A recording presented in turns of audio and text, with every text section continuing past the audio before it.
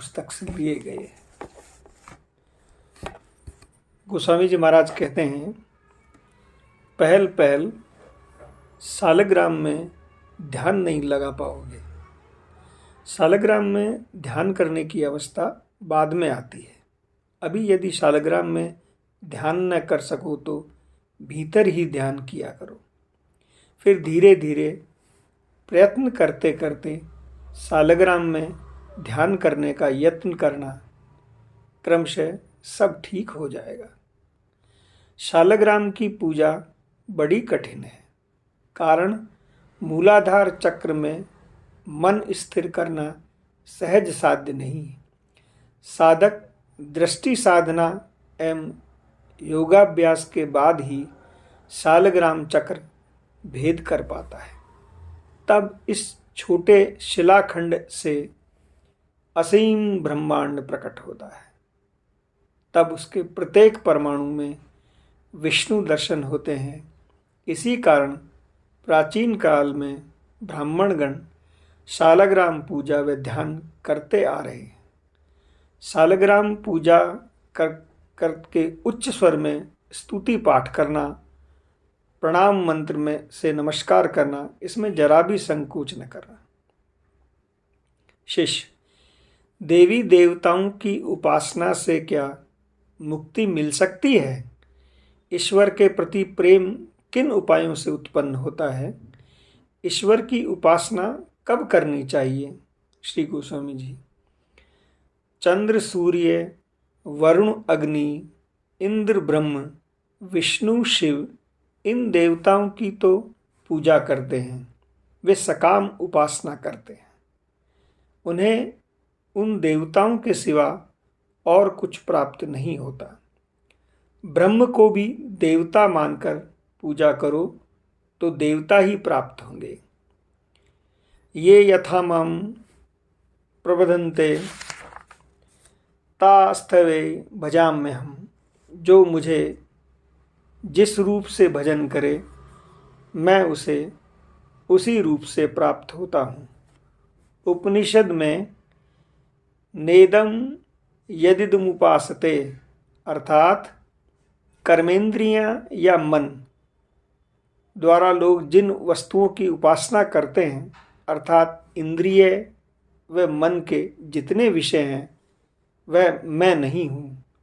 मैं इंद्रिय ग्राह या मन अर्थात षष्ठ पदार्थ से संपूर्ण भिन्न हूँ। वाक्य, मन, चक्षु, कर्ण, प्राण इन सबके द्वारा जो उपासना की जाए वह भी मैं नहीं हूँ। अतः मैं षष्ठ वस्तु नहीं हूँ। उपनिषद का उपदेश नेदम यदितमुपासते उपदेश मात्र बोध होता है। जब तक आँख, कान, इंद्रियगण भारी वस्तुओं से आकर्षित होते रहें तब तक भीतर प्रवेश करना कठिन है।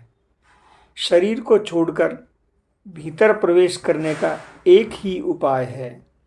किसी प्रकार एक बार भगवत दर्शन हो जाए तो शरीर की ओर ध्यान नहीं रहता, सहज ही शरीर का बोध भी नहीं रहता। किंतु यह अवस्था सबको तो मिल नहीं पाती। अतः हम किसी एक व्यक्ति के प्रति अंतःकरण से प्रेम करना होगा। इसके लिए पहले अहिंसा का अभ्यास करना पड़ेगा। मन, वचन, कर्म से किसी को भी कष्ट नहीं पहुंचाऊंगा। कोई मुझे मारे, गाली देवे, मेरा सर्वनाश भी कर दे तो भी उसका अहित नहीं चाहूँगा। इस प्रकार द्वेष हिंसा रहित होने पर हृदय में प्रेम का उदय हो सकेगा। वह प्रेम किसी को अर्पण करके केवल उसी का ध्यान चिंतन करते हुए सब कुछ विस्तृत हो जाएगा। ऐसी अवस्था हो तो सहज ही भगवान को प्राप्त किया जा सकता है। श्री गोस्वामी जी, वह देवताओं की आकृति है। स्थिर दृष्टि से विशेष रूप से देखने पर उसके भीतर उस देवी देवताओं की मूर्ति भी दिखाई पड़ती है। खूब स्थिरता, एकाग्रता जरूरी है। साधन के समय विभिन्न खुशबू आती है, कोई महापुरुष आने पर ऐसी सुगंध आती है, यह महात्माओं की परीक्षा है। उसे प्रकट करना उचित नहीं। प्रकट कर देने से कुछ दिनों के लिए बंद हो जाता है, फिर बाद में वैसा होता है। महात्माओं के अंग की सुगंध से मन प्रफुल्लित हो उठता है।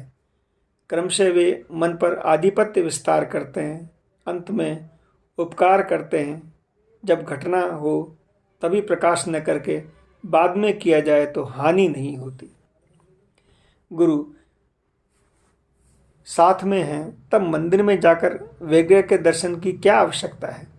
कबीरदास जी ने कहा है, गुरु गोविंद दोऊ खड़े काके लागू पाए, बलिहारी गुरु आपकी जिन गोविंद दियो बताए। गोस्वामी जी ने कहा, कबीरदास जी ने तो ठीक ही कहा है।